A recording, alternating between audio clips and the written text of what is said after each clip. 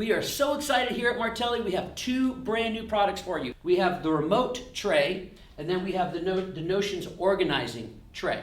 Now, as Martelli table owners, we want to take advantage of that tilt feature, both front to back and side to side. So I put this at a really long tilt. Notice I put my tray at the top and it grips. So if you look at the back, all of them have no slip. Once you put it on that surface, it doesn't matter, it will not move.